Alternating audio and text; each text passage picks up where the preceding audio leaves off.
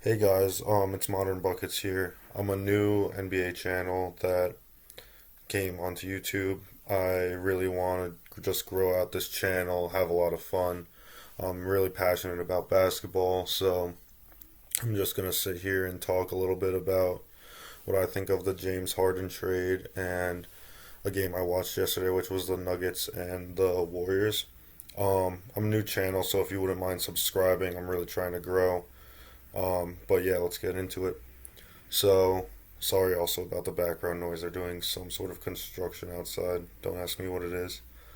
Um, but yeah, so starting off, Harden going to the Nets obviously blew up the NBA world basically, having now three incredible superstars on this Brooklyn Nets team.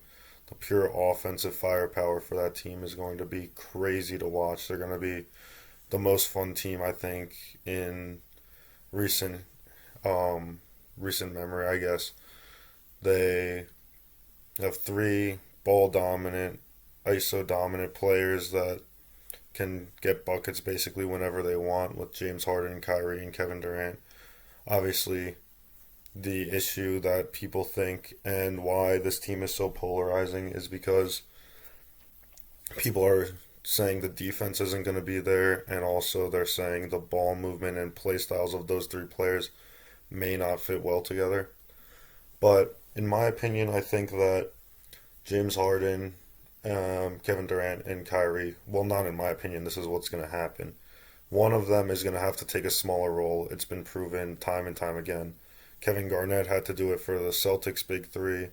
Bosh had to do it for the Heat big three, and Kevin Love had to do it for the Cavs big three. But in my opinion, I think Harden now is going to be the one to take that. Obviously, you can't have Kevin Durant taking the smaller role because, in my opinion, he's the best player in basketball right now. So he can't be the one taking that smaller role. And then you have Kyrie, who I'm giving him the benefit of the doubt, but his ego basically, I don't think he would take on the smaller role. And I don't think he necessarily should. His play style is very good how it is, I think. I think he's a great ball dominant player, and I think you would lose a lot of value in that if he's just coming off screens and playing a lot off ball. Harden, however, I think his value stays roughly the same. If obviously you're never going to get Harden in ISO is unguardable, but I feel like him coming off screens and all that stuff is probably the best out of the three because he can be that basically, and I think he'd be the most willing other than Kevin Durant, but Kevin Durant can't be that because he has to be the star of the team. So Harden, I think, coming off screens and playing more off ball like he used to do back in OKC, I think can be very valuable for this team. I think it gives them more, um, obviously better shooting. Um, I don't know what I'm trying to say here. Sorry about this. But yeah, I think Harden coming off ball will be the solution that the Nets are going to use. I don't necessarily know if it's the best solution, but I think it's what they're going to try at least from first. I think, in my opinion, the best way to use this big three is to have Harden coming off the bench. Obviously, I don't think that he's going to want to do that, but I feel like Harden coming off the bench, he will be able to keep his ISO style of play, especially since D'Antoni is still on the Nets staff and he's basically running the offense. I think that that would be very effective because then you get Harden coming in playing against not the greatest competition because it would be all bench players. He'd still get his minutes and he'd still obviously close out games. I think if Nash and the Nets can get Harden to kind of buy into that, I think that would be the ultimate goal for them because I think that way he would still be able to score 25, 30 points a night. But and then Katie and Kyrie will obviously still have their lethal two-man game, which has been going strong for them so far when Kyrie's playing. So yeah, I think Harden coming off the bench, if people could get him to buy into that scheme, would be the best. I feel like he might do it because he would still be able to be his ball dominant ISO player if he didn't want to take like the huge production cut that he would have to take if he was going to be the third star on the floor with and start the games. So I feel like if done right, he can buy into that system. And then if he does, then obviously, I think either way, the Nets are going to be a great team this year. Obviously, contenders, obviously, probably the favorites now because of purely their offense. You can't tell me one team that is able to guard Kevin Durant, Kyrie Irving, and James Harden. It's just impossible. They're going to be dynamic offensively. Their offense was already good because Nash and D'Antoni are great offensive minds, D'Antoni especially. And Kevin Durant, as I said, is the best player in the league. Obviously, their defense is troubling, and through this trade, I'm not going to ask like they lost no one. Jared Allen was definitely their best center, and now I've been seeing things that are saying Jeff Green's going to start. I don't think that's going to be the case. I think DeAndre Jordan's going to start. But at this point in his career, DeAndre Jordan's a below average starter, below average NBA player. Obviously, in his prime, he was great, but Jared Allen, you're losing a ton of rim protection and a great young piece that I feel like a lot of people on the Nets liked. A lot of fans and the Nets organization liked Jared Allen a lot, and obviously they gave him away for Harden because they needed to clear the cap, but that's a big hit to their defense because he was probably their best defender, and they also lost Taurean Prince, who's a plus defender. And then obviously they lost Karis LeVert, who's not a good defender, and obviously trading Karis LeVert for Harden isn't like the worst thing in the world because Harden's top 5 player in the NBA, but it's still going to be a hit because the Nets used to have one of the deepest teams in the league, and now it's not really looking like that. But their defense, going back to it, I think they'll still be fine because Harden and Kevin Durant are still both plus defenders. Kevin Durant especially just because of his length alone. But yeah, they're not going to be the greatest defensive team we've ever seen. And I saw this stat before that was like every single champion ever has had like either the 11th best or higher defense in the league. I don't think that's going to be the case with the Brooklyn Nets. So they're going to have to either develop a scheme that is very nice and helps with all the players, which, because the NBA defense, if you don't know, is just basically all about schemes. So that could be good because individually the players aren't great at defense besides Kevin Durant, especially if they're starting Joe Harris, that is, which they probably will. That's what I've seen predicted. That's not a great defensive team with Kyrie and James Harden in the backcourt. Because James Harden is a good defender. He's not horrible, but he's not that great on guards. He's better on big bodies, like the 4s or 3s, like slower players, I guess. But yeah, I don't know. I can see it working out. They're my personal favorites to win the title just because that offense, even if they are giving up 120 points a game, they're scoring 130, in my opinion. I don't think anyone's going to be able to stop them, especially in the regular season.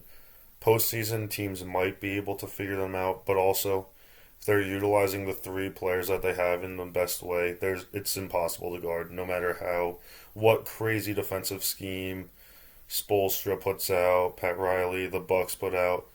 It's not going to work against the Nets because the 3 players that they have are so dynamic on offense and can score at any time because they are all shot creators and you never know what they can do. So yeah, that's basically my take on that.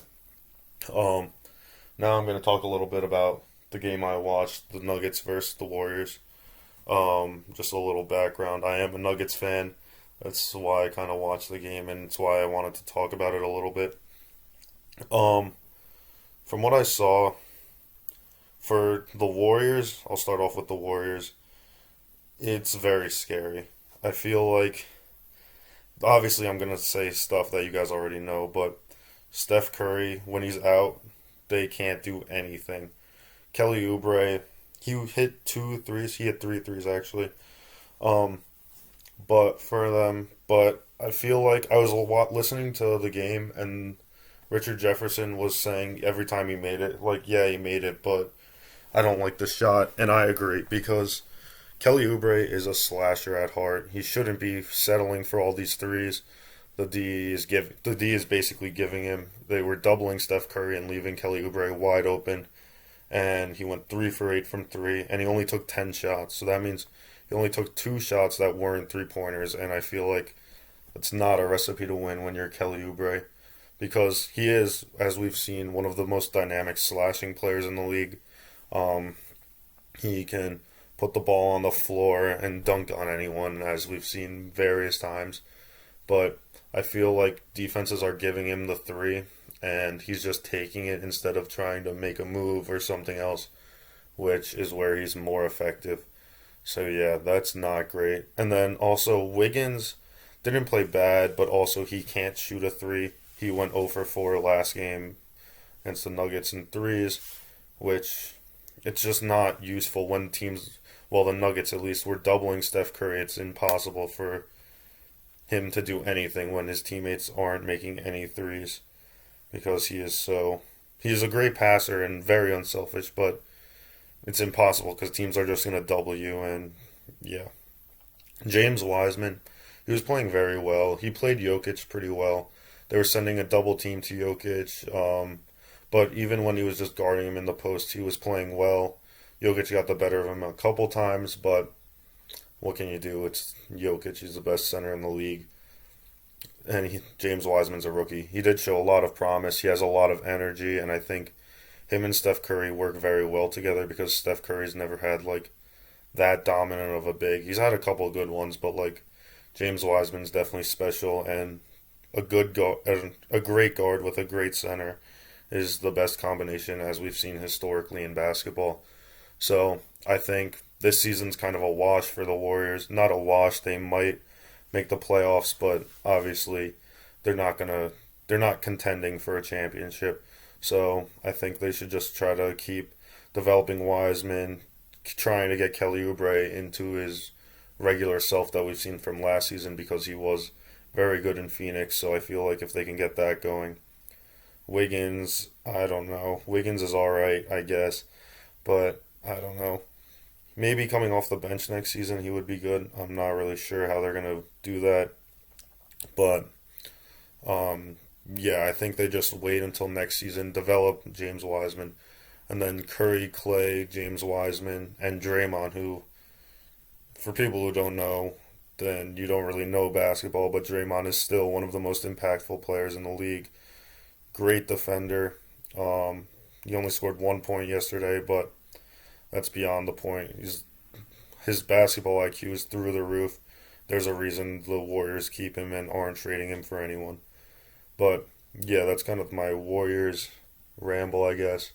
I think just wait till next season, keep developing James Wiseman, because James Wiseman, Curry, Clay, and Draymond would be phenomenal. Obviously contenders because they have Steph Curry. So yeah. Now, Nuggets on the other hand, the Nuggets played great yesterday. Starting off, Jokic I think only had 4 points. He had like 2 shot attempts I think at halftime. I don't know that for a fact, but that's what I think the stat was. And he ended up with 23, 14, and 10. Um, he just knows how to play the game of basketball. They were sending doubles at him all night. He would just be patient in the post, which is what he always does, and find the cutter. Nuggets they're a team that lost a lot of players in the offseason that were impactful. Jeremy Grant, Mason Plumlee, who else am I forgetting? Torrey Craig. All three of those players have been there for a while, well, besides Jeremy Grant, but they really like knew how to cut and knew how to play around Jokic. Now with like these new players, they didn't really have their chemistry. I think they're building it. It's pretty close now, but they need to know when to cut with Jokic and when. Yeah, basically they just need to know cut because you have Jokic, and so yeah, they were playing well. Will Barton did good. JaMychal Green, who I think is a very underrated pickup, started off red hot. I think he hit three threes in the. No, he hit two threes in the first quarter. He had three. He went 3 of 4 in the entire game, so he's been a very good pickup for them. Jamal Murray had a very off night, only 6 for 18 shooting, but he had 9 boards, which were impacted the game a ton because the total score, the rebounds for the Nuggets, or rebounding difference was 50 for the Nuggets, 43 for the Warriors, and the Nuggets grabbed 10 offensive boards, which is really, if you were watching the game, you know that that's what really impacted the game a lot. Um, Monte Morris, again, one of the most underrated players in the league, backup point guard, could probably start for half the teams in the league. He's great, and he really buys into the system. Perfect player around Jokic. Paul Millsap was playing well. Um, Bol, people are like, play Bol more. Bol started. Bol, he's not NBA ready yet. He makes a ton of rookie mistakes. Once Michael Porter Jr. gets back, I see him falling out of the rotation.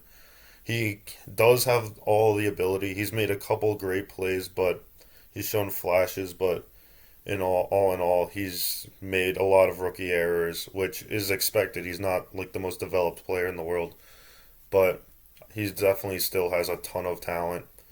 But I don't see him playing much this season, at least at the early stages. Maybe if Malone trusts him more, he'll get more minutes later. But right now, I'm just really not seeing it.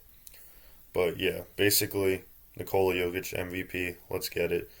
The man is going off, and the Nuggets play with such a fun pace. They are the most unique team in the league, I feel like. If you're not watching them, I would highly recommend it because Jokic is much must watch TV every single night. But yeah, that's it for me.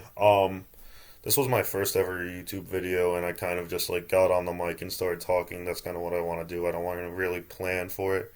I just want to give you guys like my feedback. So obviously it wasn't like the best thing in the world, but if you guys wouldn't mind like leaving a comment saying what I could improve on, I would love to hear it because I'm trying to do this for a long time and I'm having a lot of fun doing it and I love basketball, so I think it'll be a lot of fun. So if you guys see this somehow, please leave a comment, subscribe if you want, like the video,